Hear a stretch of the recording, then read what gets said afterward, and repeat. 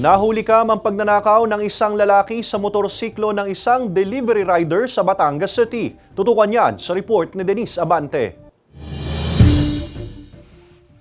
Pansinin ang kuhang ito ng CCTV sa bahagi ng Barangay 9, Batangas City. Isang lalaking nakasuot ng itim na jacket at puting t-shirt ang sumilip sa magkabilang bahagi ng kalsada. Tila nagmamasid at palingalinga sa paligid. Maya-maya pa sumakay na ito sa motorsiklong nakaparada sa gilid ng kalsada. Ang motorsiklo kabilang na ang nasa humigit kumulang 25,000 pisong halaga ng mga parcel, tinangay na pala ng sumakay na kawatan. Ang ating victim dito ay delivery ng mga parcel. Nung mag-deliver siya ng parcel sa Pidandan Street sa right side portion, Barangay 9, Batangas City, iniwan niya yung kanyang motor na nandun pa yung susi. Nung balikan niya ng 1:15 PM, wala na si motor, wala na si parcel.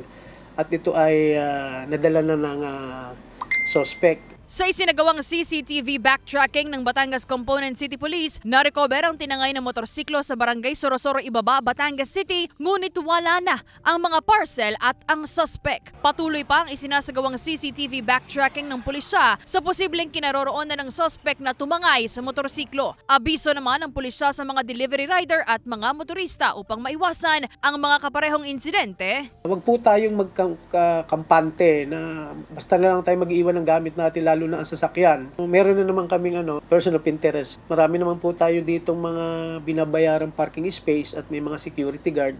Doon na lang tayo mag-park siguro para mabantayan. Sinisika pa ng GMA Regional TV Balitang Southern Tagalog na makuhanan ng pahayag ang delivery rider. Kasama si J. R. Manjares, Denise Abante, Balitang Southern Tagalog.